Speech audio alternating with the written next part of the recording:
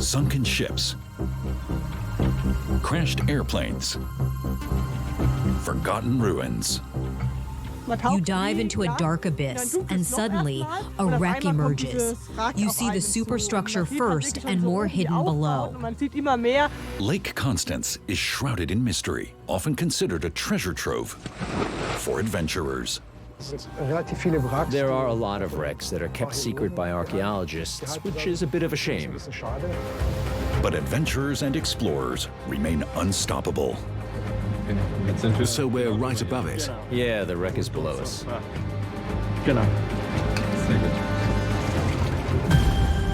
Their endeavors can be life-threatening. While other people watch thrillers or horror movies, I am here trying to salvage a ship. I feel the rush of hoping things will work out.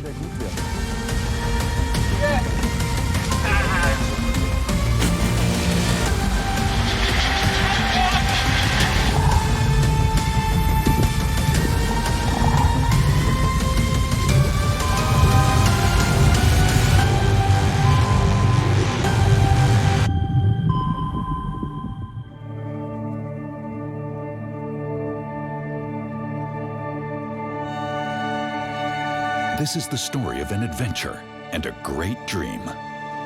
Deep beneath Lake Constance lies a wreck long thought to be lost. Silvan Paganini is one of the directors of the Swiss Lake Constance Navigation Company. He has gathered a small group of passionate individuals who share his vision. Together, they embark on a quest to uncover one of Lake Constance's hidden secrets, employing a groundbreaking technique never before used at this depth.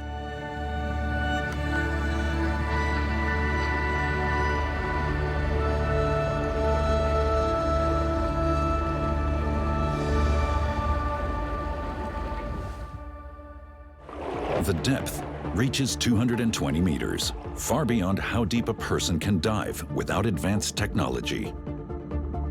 The spot is in the middle of the lake, near its deepest point.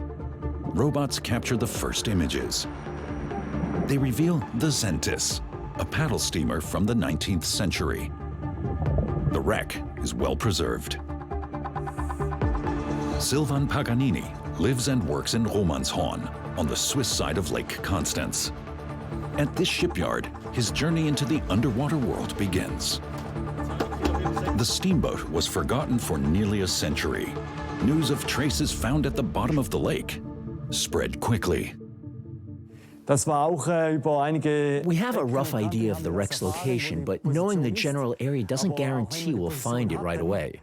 There are special currents in that area with countercurrents both above and below. So you might lower the diving robot directly above the wreck, but when it reaches the bottom, it's possible that the wreck isn't there.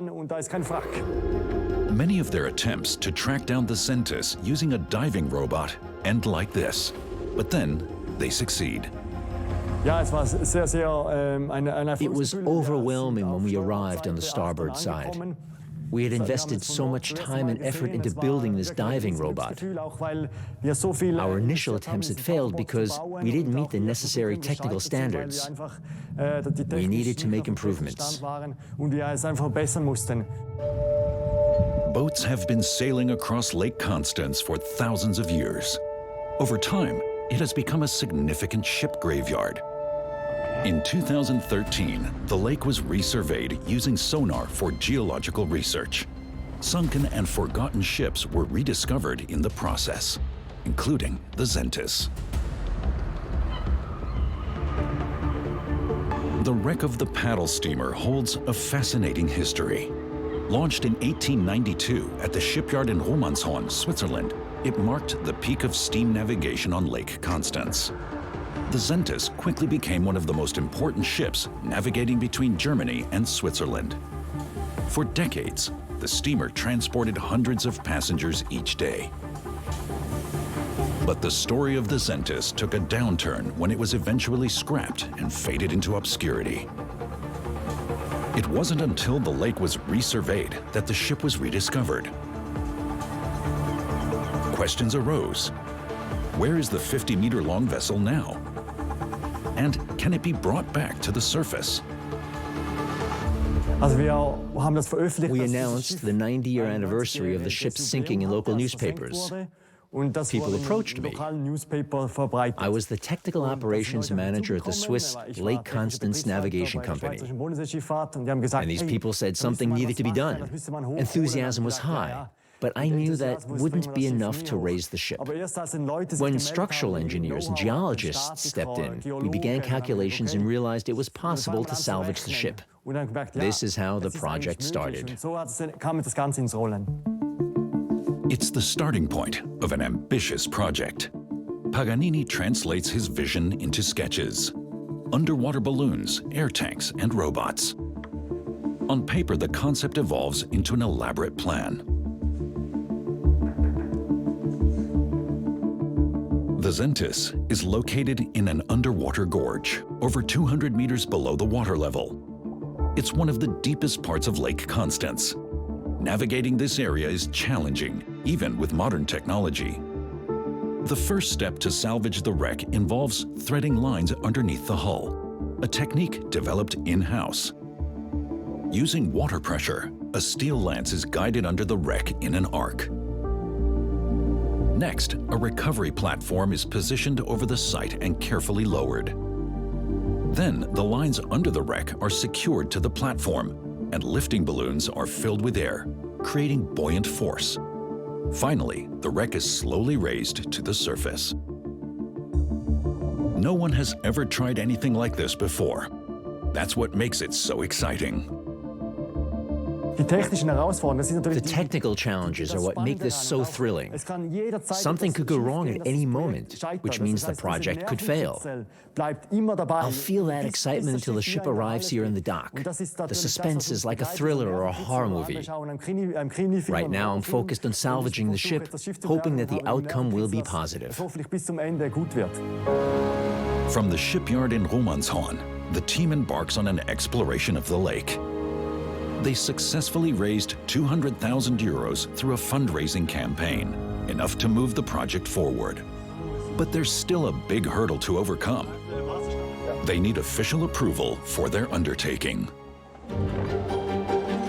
Hans-Jörg Brehm is an archaeologist in Thurgau, Switzerland.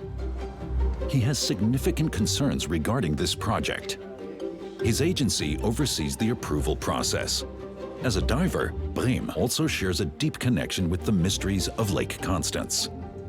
Familiar with Silvan Paganini and the Salvage team, he understands the challenges they face and relates to the thrill of such an adventure.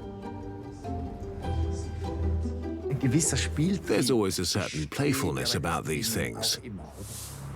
Even with Mr. Paganini? Even with me. However, this is not about the camaraderie among treasure hunters. There are no official plans for anyone except licensed archaeologists to explore the depths and conduct research. Humans strive for knowledge, but searching in Lake Constance can be challenging because of the conditions. If you use submersible robots effectively, you can minimize damage. But they can also accidentally collide with objects, which can cause great harm. Despite initial reservations, approval is granted. The team is gearing up for the first real test at sea with their self-developed diving robots. This budget-friendly creation must perform flawlessly, as nearly everything depends on these robotic divers. When the project began, it was evident that we needed a diving robot to explore the wreck. Purchasing one was too expensive, so we decided to build our own. After constructing and testing it, we've ended up with a reliable workhorse. The robot has several motors and tools. It can do a lot of things. It can cut wires. We've attached various tools. What you see is just the head of the robot, which features a sonar. You can see for 60 meters with poor visibility. There's a gripping arm, lights and sensors for positioning and depth measurement, and much more. It also has a camera, and we can attach additional devices devices to it for any specific tasks. Paganini is a doer. He goes into the water himself. For the first time, all components of his construction are being used. The operation takes place in front of the shipyard. Here, the lake is still shallow, reaching a depth of only 12 meters. The drill rods ensure the precise positioning for drilling. A compressor on deck supplies the necessary compressed air. Yeah. The robot controls the lance with the gripper open. The metal should mill itself into the mud in an arc.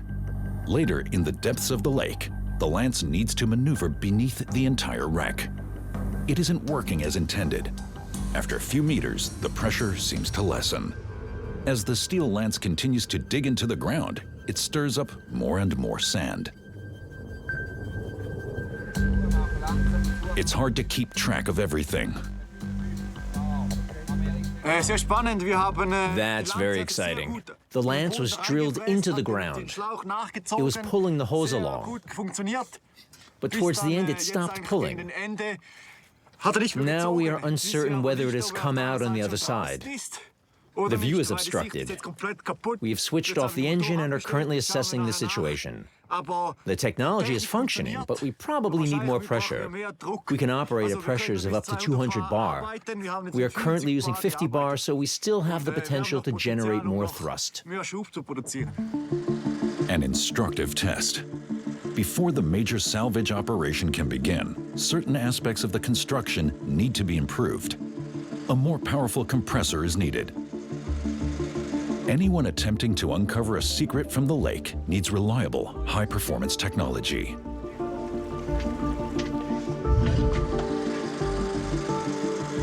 Lake Constance stretches across 3 countries and is one of the largest inland bodies of water in Europe, measuring 63 kilometers in length and 14 kilometers in width.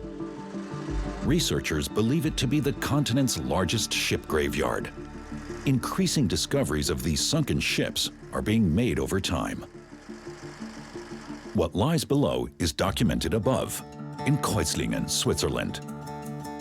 Christian Hunziker, the director of the local maritime museum, conducts research on the history of steam navigation. He also has the answer to the question, how did the Säntis end up at a depth of over 200 meters? Mitte des 19. Jahrhunderts kommt die Eisenbahn. In the mid-1800s, the arrival of the railroad at Lake Constance brought a transformative shift in transportation, integrating rail with steam shipping. Eisenbahngesellschaften, die auch die Dampfschiffe betreiben. Und das Initially, railroad companies operated the steamboats, a practice that continued into the early 20th century.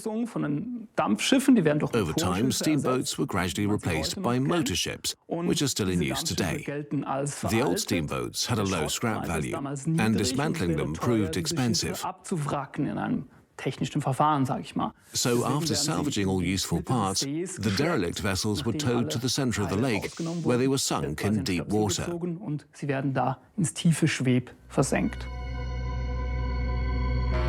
The glorious Säntis met a similar fate in 1933 when the pride of Swiss steam navigation was dumped in the lake, including its superstructure and even its flag.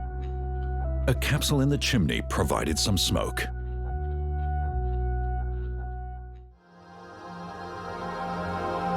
She was originally launched in Romanshorn, Switzerland.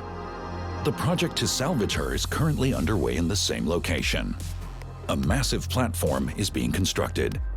For the first test, a detailed miniature replica is being used. Paganini is about to take a dive. It remains uncertain whether this plan will be successful. Cut the air. Cut the air. It works. The test model of the recovery platform is stable.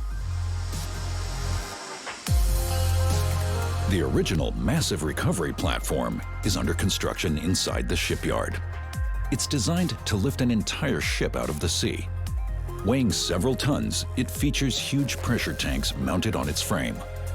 The team diligently welds each beam into place. They ensure that everything is carefully measured and adjusted. Paganini oversees all aspects of the project. This gigantic structure barely fits in the building typically used for repairing passenger ships. Because of the distance we defined, we are confident that the forces are acting on the wreck at its strongest points. This is where the reinforcements are located on the fuselage. It's well designed, we'll see if it works. The lifting balloons have been installed.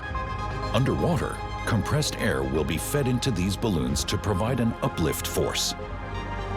This principle is simple, but remains untested. All these steps can lead to problems, but as we advance, fewer of these risky steps remain. This means we can move on. The team remains on schedule. The project costs seem well calculated. However, not much is allowed to go wrong. Today, Lake Constance appears idyllic. Passenger ships are being repaired in Romanshorn. But it wasn't always like this. On the opposite shore lies the German town of Friedrichshafen, which played a significant role during the 1940s when battles raged across the lake. Friedrichshafen was an important center for armaments production and housing factories like Maybach, Dornier, and Zeppelin, which became targets for British bombers. Many aircraft sank into the depths of the lake.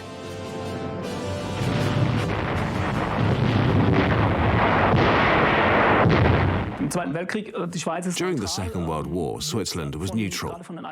It became an emergency landing site for Allied airmen whose planes were shot down or suffered technical issues. When airport space was insufficient, lakes provided a practical alternative for landing, and quite often they would survive those landings. But some bombers crashed into lakes. A new era starts at Lake Constance.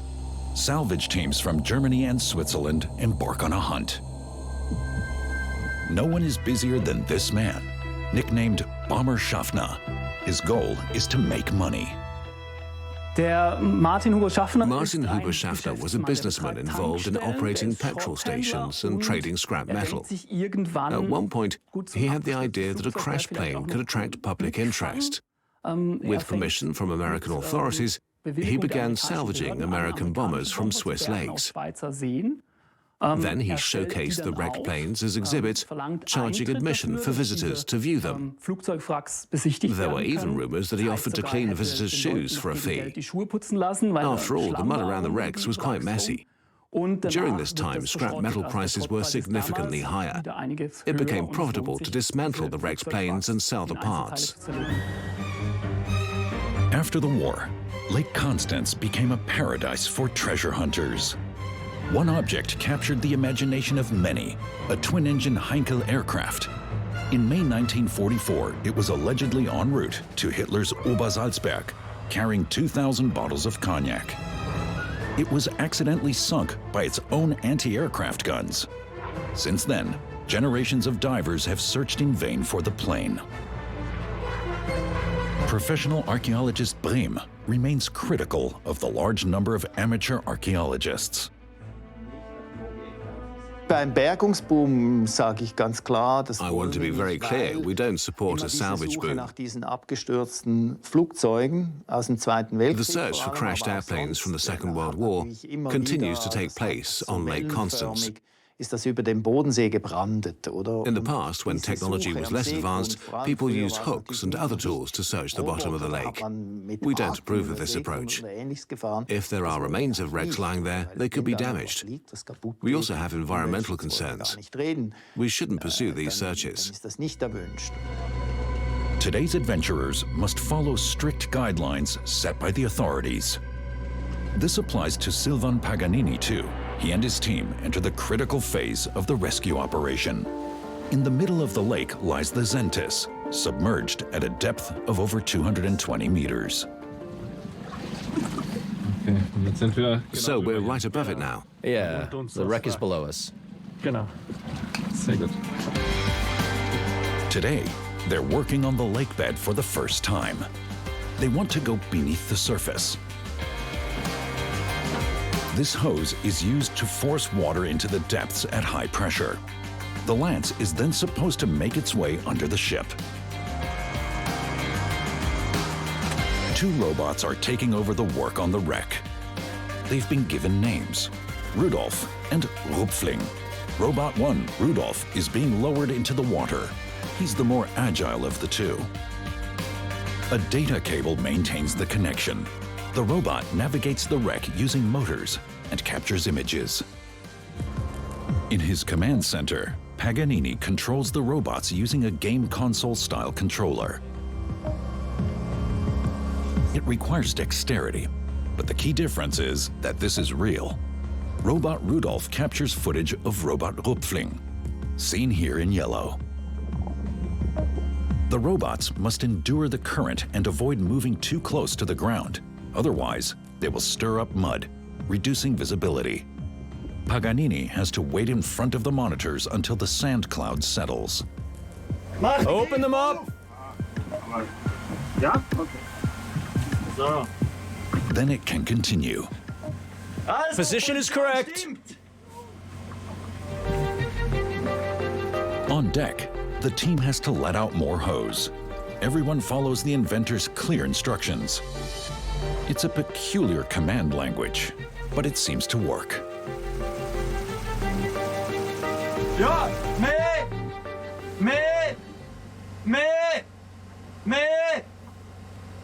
Ufe! Mee, Ufe! Mee! Ufe! Lovely! Good! Perfect! The lance is inserted into the boom through a funnel. Then Paganini hears something on deck. There's a problem. Ja! Screams are coming from above. Something's gone wrong. Everyone's running. Not good. It's a disaster. A team member got his hand caught in a winch, resulting in a deep cut on his finger that reaches down to the bone. Because of this injury, they have to call off work for the day. This throws the schedule into disarray. The injured man needs to be taken to the hospital by dinghy. There was an accident with the winch. A member of our team injured his finger. We used the second boat to get medical treatment. We're missing 2 people who are needed. We need to clarify how the incident happened and what improvements can be made. We are all participating in this as a fun hobby. It's essential that there are no injuries. Team leader Paganini brings the robots to the surface. It's a frustrating day and a setback for the entire project. The salvage permit is time-sensitive, and the Säntis needs to rise soon. The deadline is approaching.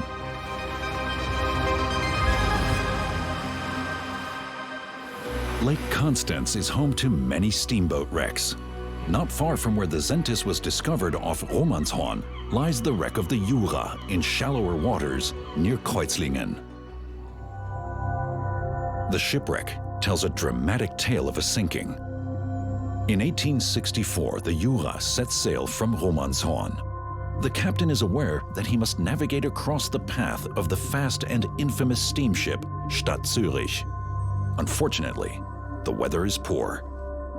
Der Nebel ist aber so dicht, Zeitzeugen sagen, Contemporary witnesses reported that the fog was so thick that you couldn't even see the passengers on the bow. You could hardly see your own hand in front of your face. The fog bell was rung to warn nearby ships. The crew heard the bell of the approaching Stadt Zürich, but it was too late. The captain of the Jura ordered full reverse power. Unfortunately, the Stadt Zürich did not hear the signal and collided with the Jura at full speed. The Jura sank within minutes, resulting in the death of a sailor and serious injuries to a cabin boy. The steamer Stadt Zürich permanently tarnished its reputation. This 300-horsepower vessel had previously collided with another ship, the Bavarian Ludwig, in 1861. It had resulted in the death of 13 people. The Zürich continued to be known as the Devil's Ship. At 7 o'clock in the morning, the Lake Constance diving team prepares for an underwater excursion near Kreuzlingen. Their destination is the Jura wreck, located 40 meters beneath the water's surface. This dive poses challenges, even for experienced divers. You need to dress warmly. With the water temperature at 4 degrees, it gets cold quickly down below. Murat Antakli steers the boat. As an experienced diver, he's well acquainted with every corner of the lake. The location of the wreck has now been established. He transports the team to the dive site. Treasure hunters searching for World War II bombers first located it in 1953. Then, it was forgotten. It has become a popular destination for underwater excursions. Once again, the lake provides an opportunity to dive into another world in search of mysteries and possibly treasures. Okay, good luck. Okay, good luck. It's a great feeling. You go down on a rope, which is all you can really see at first. You look down, and it's pitch black. Then suddenly, this wreck emerges. You see the superstructure first and more hidden below. It's a great feeling when it appears below you. What lies in these depths has long ceased to remain untouched. For decades, souvenir hunters have extracted any items they could. In 2004, the Swiss canton of Thurgau took action to stop the treasure hunting and officially protected the wreck of the Jura. Diving rules now apply. Nothing can be moved or removed. The ship has become untouchable, transforming it into a magical place for its visitors.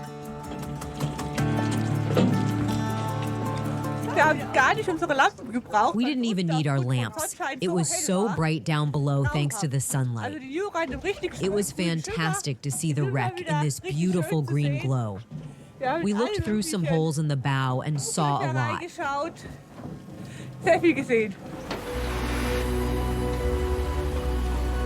Murat Antakli is a treasure hunter at Lake Constance. He has dived in nearly every location and has countless stories about sailing ships and steamships. Time and again, he discovers unexplored sites in the water. The former torpedo test facility near Immenstadt is only one example. It was built by the German Air Force in World War II, but it never became operational. To my knowledge, these torpedo shafts and structures were not actually used. They were quickly destroyed by the Allies. It's really strange to see something like that underwater. There are concrete blocks and metal reinforcements protruding. It's like the legs of a spider.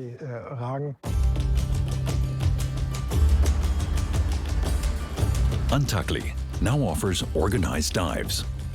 The wreck of the Jura is the oldest existing steamship in the world. The days of treasure hunting and constant salvage plans are over. The Jura is now considered untouchable. It's better to leave it in the depths where it belongs, according to archaeologist Brehm. The prevailing opinion, both then and now, is that salvaging the ship makes little sense. There are two main reasons. First, we don't know what will happen to the ship afterwards. There are various possibilities. Second, preserving the ship on land is much more challenging than leaving it in the lake.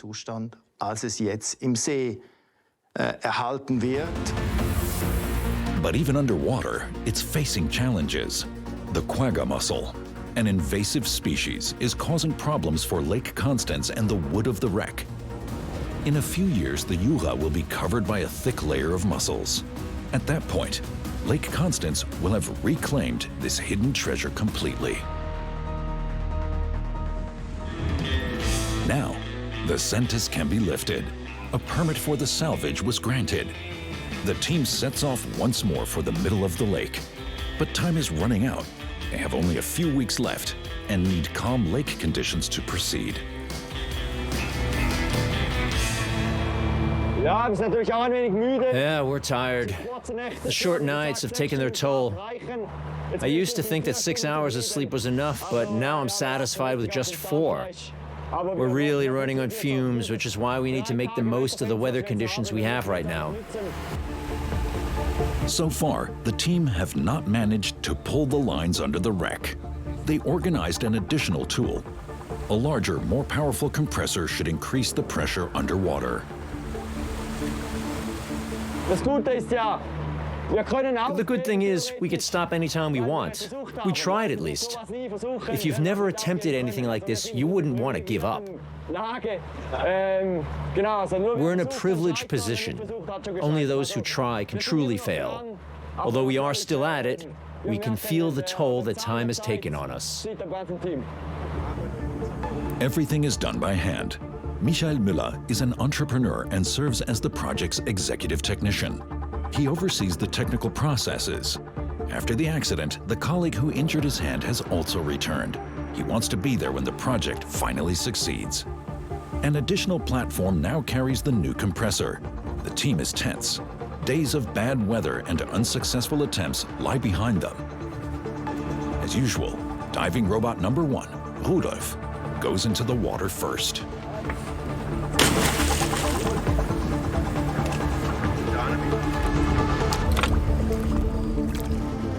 The crew carefully lowers the pressure hose. The new compressor is expected to deliver much more power. The lance is attached to the end of the hose, which reaches a depth of more than 200 meters. You can clearly see how it penetrates the mud. It now has to use water pressure to eat its way under the wreck in an arc. Will it succeed? The lance should have already reached the other side. Visibility is poor. Paganini navigates the robot through the wreckage, searching for a sign, perhaps a hole where bubbles are surfacing. Now it's starting to come up on the other side. It's going to be difficult. In the final stretches, the lance seems to lose too much power. We're having a dry spell. It all depends on whether we make it or not. Finally, their patience pays off as they discover the place where the lance has pierced through to the other side. Done it! Yay! Whoa! Whoa! Whoa! Yeah! The first big moment of success must be captured. Excellent.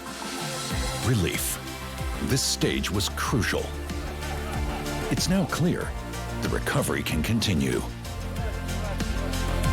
Super! Great.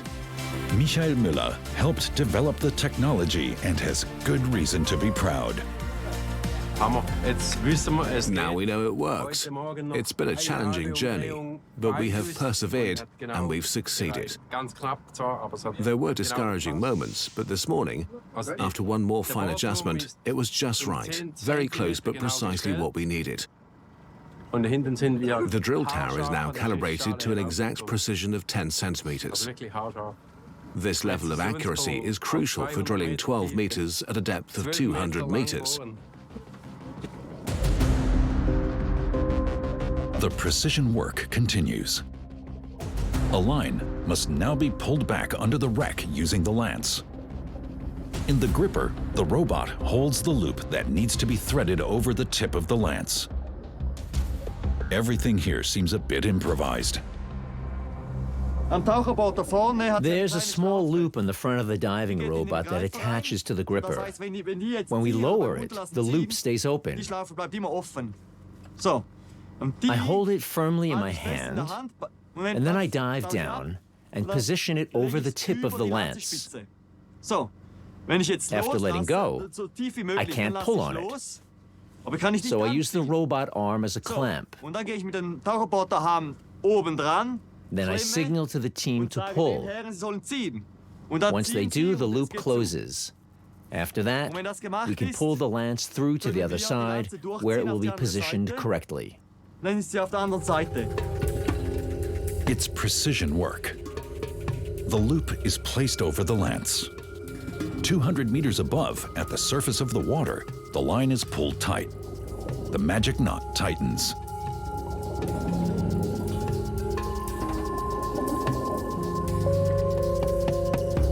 To lift the Säntis, they pull a suspension cable under the wreck by retracting the lance.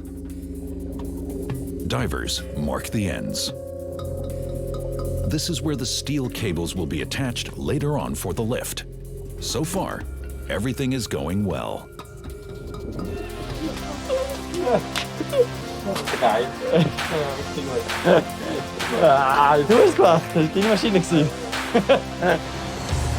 It's a team effort. Everyone knows they can only be successful if each team member is doing their part. We're enthusiasts who are passionate about the same thing. We share a goal. The plan is no longer theoretical. Entrepreneur Urs-Peter Rutteshauser has decades of experience in navigation on Lake Constance. He brings substantial expertise, and he firmly believes the team can succeed. Initially, I did have my doubts, but after looking into Silvan's plans, I realized that it could work. I would be incredibly proud to contribute to a project being undertaken here on Lake Constance for the first time, and to see it succeed. This time, the men return to the harbor feeling positive.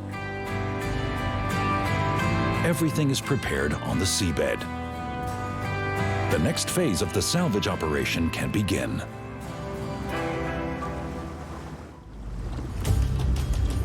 It takes several days on the lake to attach all the mooring lines to the buoys. At least the weather is good. But whenever things are going well, something unexpected happens. In his command center, Silvan Paganini encounters a new problem. The robot's control cable has become wrapped around the lines, forming tangled knots. The knot must be pulled to the surface in order to untangle it. Once again, he has to dive into the lake. His goal, to untie the knot underwater. It nearly ends in disaster. So, that went very poorly. We brought the robot to the top. The knot was just 1.5 meters below. I wanted to dive down and untangle it, but while I was doing that, I got caught myself. I tried to free myself, then attempted a handstand, but I slowly ran out of air. I removed my diving equipment and secured it to the steel cable. I wanted to prevent it from sinking into the depths and leaving me without air. Fortunately, I was able to free myself without the equipment. But I nearly drowned in just 1.5 meters of water.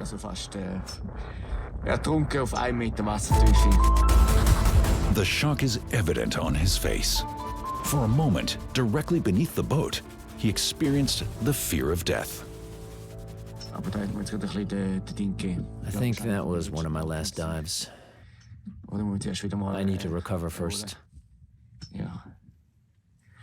If I can't get back into the water, I'm not sure who will take on my responsibilities. The hooks on the recovery platform need to be attached at a depth of 4 meters, and I've lost all confidence in diving. If Silvan Paganini stops diving, the project is on the verge of collapse. He will need to find divers to take over his responsibilities. Who will replace him?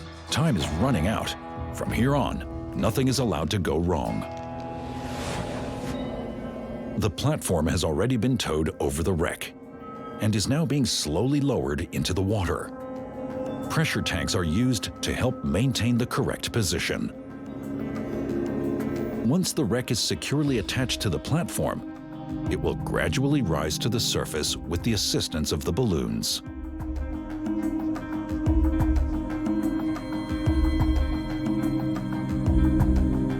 It will then be towed to the shipyard and placed on a so-called slipway.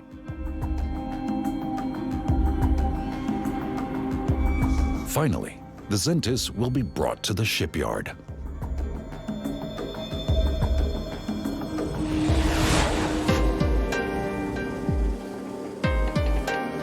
One week later, it's the grand finale. The team returns to the lake. For days, the men have been preparing the large platform for lowering. The tanks are still partially out of the water. The lifting balloons on deck are ready. This is the big moment. The team leader is giving interviews to the international press. We will lower the entire platform. Only 8 buoys remain visible. Then we hang the wreck onto the platform. After that, we check to see if we can get it off the ground. This is a crucial phase. No one has attempted to use lifting balloons at a depth of 200 meters. The next few hours will reveal whether Paganini's plan is successful. It's like a rocket launch. Even small issues can bring everything to a halt. While we hope not to encounter any errors, we have to be realistic. There will always be something that doesn't go according to plan. The platform is being lowered slowly. Everything is going according to plan. As the steel structure descends, the importance of the 2 robots increases.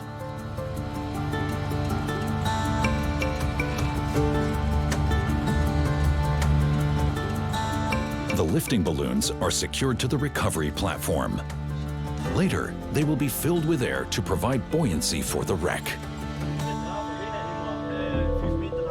From the deck, the men observe as the platform begins to sink into the depths. However, just a few meters down, a problem occurs. The bobbin, which is the large drum responsible for unwinding the holding cable, keeps jamming. The braking systems are not functioning properly. Disaster strikes just 20 meters below the surface. All 3 braking systems of the bobbin fail.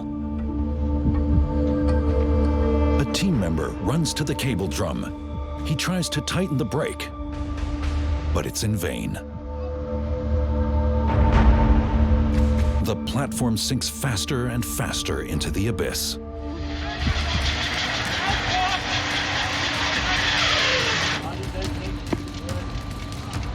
The braking systems have stopped once again, but only for a brief moment.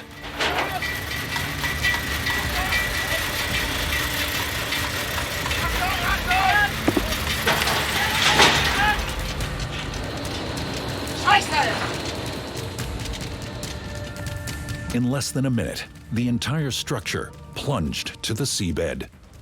As the platform descends rapidly, high water pressure causes the tanks to implode. They were designed to stabilize the entire structure. The team leader navigates the debris using the diving robot. The imploded tanks are scattered across the ship. Parts of the platform hang over the wreck. Paganini delivers the sad news on deck. The project is over. We faced setbacks again and again, but we're not going to recover from this one. Our focus is shifted to cleaning up, completing the initial exercise, and then securing everything so we can salvage it later for future use. Now, the first step is to bring the robots up. A small detail has shattered what was once a big dream. Brake failure. Everyone on deck is speechless, but it quickly becomes every man for himself. They have invested months of their free time into this project. A return trip to the shipyard couldn't be more disheartening.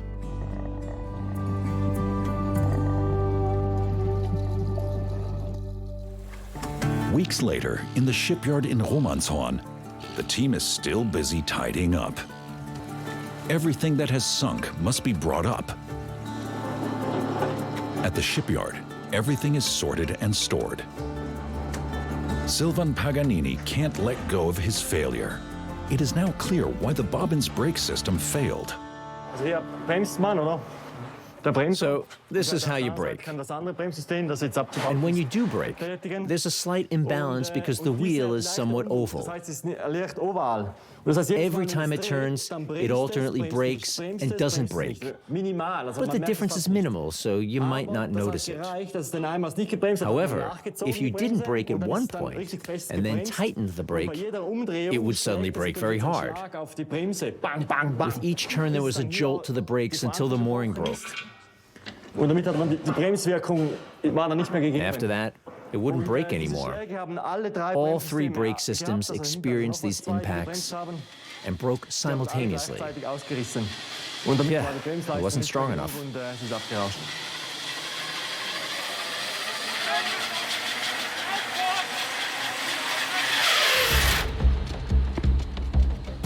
He keeps seeing the same scene play out in his head. They would be restoring the Säntis together right now. Instead, they have to sift through the remains. It's a depressing task. The goal is to clean up, like after a party. Once the celebration is over, it can be really hard to find the motivation to tidy up. This feels the same. Working with the submersible is incredibly time-consuming because of the numerous cables and lines. The robot provides images of the wreckage. A steel beam from the platform has penetrated the wreck. The lifting bags and the collapsed tanks must be salvaged for environmental reasons. Silvan Paganini is highly motivated once again. He has even created a technique for underwater cleanup. The lifting bags are designed to bring the debris to the surface. As is often the case with his plans, this approach carries certain risks with it. The problem arises when it starts to rise uncontrollably. As it begins to ascend, the air might expand. This would speed up the ascent. In the worst-case scenario, it could turn around, something falls off, and everything falls back down. Another concern is that if it doesn't rise at all, if the lifting bags are full and they remain grounded, we face a serious issue. There would be a buildup of stored energy below. This can be extremely dangerous. The wreck of the Säntis should be here. Instead, we find an empty building symbolizing failure. But Silvan Paganini remains optimistic. Many fans have rallied around him and his project in recent weeks, refusing to give up hope. He shares that determination too. We were overwhelmed with congratulations and received many congratulatory emails. People were really enthusiastic. New funds are being raised for a salvage operation. This time, €1 million is needed, 5 times the amount required for the first attempt. Paganini wants to hire skilled professionals and acquire better equipment. The Swiss Navy plans to decommission a warship, so there may be an opportunity to take it over. It's back to square one, but this time on a larger scale. Treasure hunters from Lake Constance will continue their search. As long as there's something left to discover, Murat Antakli will keep hunting with his submersible. The lake is vast, so you can't dive everywhere. If you dive outside the known dive sites, you are simply seeking adventure. They will delve deeper into the past where mysteries thousands of years old could be discovered.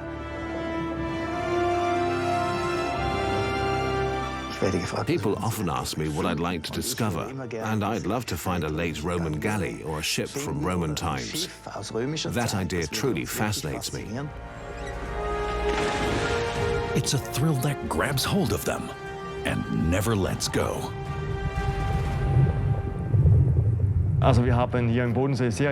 There are very interesting things here in Lake Constance, including shipwrecks and even an airplane wreck. Various artifacts from different eras can be found.